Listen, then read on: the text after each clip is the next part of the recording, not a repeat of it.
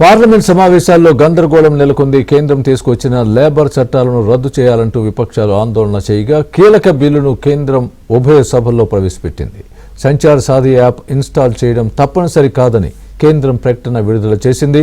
ఇదిలా ఉంటే ఉభయ సభలు రేపటికి వాయిదా పడ్డాయి.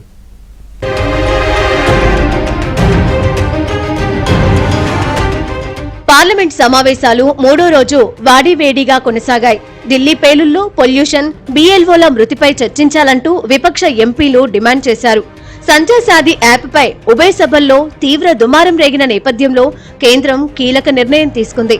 కొత్తగా వచ్చే ఫోన్లలో సంచార్ సాథీ యాప్ ముందుగానే ఇన్స్టాల్ చేయడం తప్పనిసరి కాదని ప్రకటన విడుదల చేసింది. ఈ మేరకు గతంలో జారీ చేసిన ఆదేశాలను ఉపసంహరించుకుంటున్నట్లు టెలికాం విభాగం తెలిపింది. మరోవైపు సంచార్ సాథీ యాప్ తో స్నూపింగ్ సాధ్యం కాదని కేంద్ర మంత్రి జ్యోతిరాదిత్య సింధియా స్పష్టం చేశారు. ఇది ప్రజల రక్షణ కోసమేనని, యాప్ లో రిజిస్టర్ అవ్వకుండా అది పని చేయదని కేంద్ర మంత్రి వివరించారు.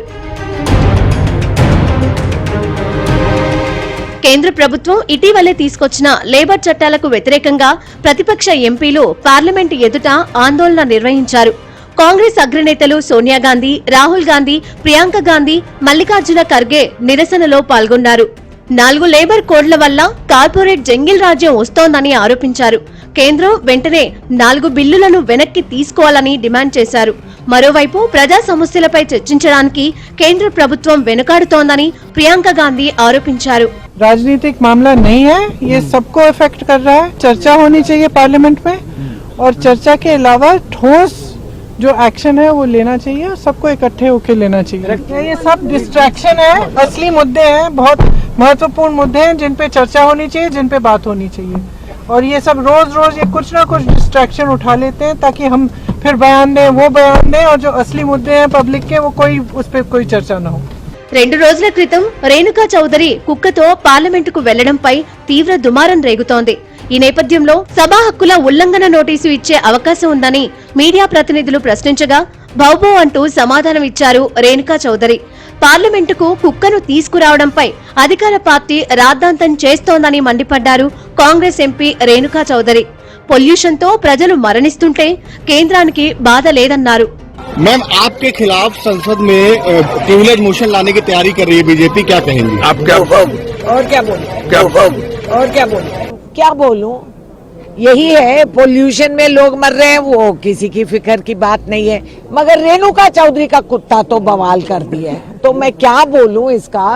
मैं जानवरों को मैं देखभाल करती हूँ, मैं करूंगी, आगे भी बढ़ाऊंगी और करूंगा. और यहाँ ऐसा कोई कानून नहीं है कि कुत्ता हाउस में नहीं आएगा. वाजपेयी जी बैलगाड़ी लेके आए थे. हिंदू बोलते हैं, ये मालूम नहीं कि कुत्ता इतना वफादार है कि वो ऊपर तक गई युधिष्ठ से वही दिखाई कि वफादारी. खैर, वफादारी के बारे में ये क्या जान. లోక్సభలో సెంట్రల్ ఎక్సైజ్ బిల్లును కేంద్ర ఆర్థిక మంత్రి నిర్మలా సీతారామన్ ప్రవేశపెట్టారు. ఇక రాజ్యసభలో అడాప్షన్ ఆఫ్ ది వాటర్ సవరణ బిల్లును కేంద్ర మంత్రి భూపేంద్ర యాదవ్ ప్రవేశపెట్టారు. సెంట్రల్ ఎక్సైజ్ బిల్లుపై జరిగిన చర్చల్లో టీడీపీ ఎంపీ లావు శ్రీకృష్ణ దేవరాయలు పాల్గొన్నారు.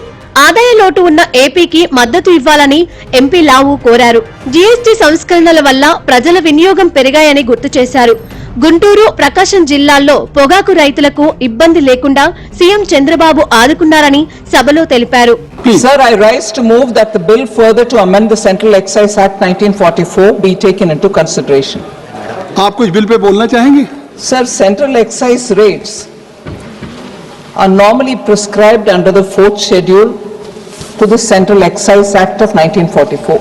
The state government has to intervene and state government has to purchase this tobacco. We spent 278 crores last year to purchase this tobacco so that the farmers won't get. So there is a contradiction that is happening. On one side we are saying let's not do this, let's not grow tobacco, let's take away tobacco farmers from the other from this crop to the other crop. But on the other side the state government has to come in and has to pitch in their money and has to purchase it.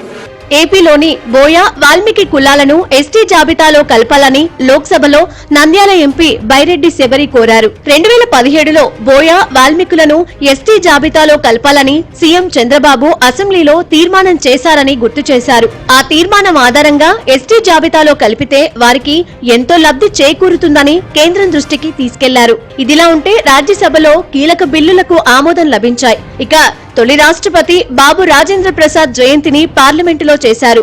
Speaker Om Birla, Rahul Gandhi, Priyanka Gandhi, Mallikarjuna Kharge పాల్గొని నివాళులర్పించారు.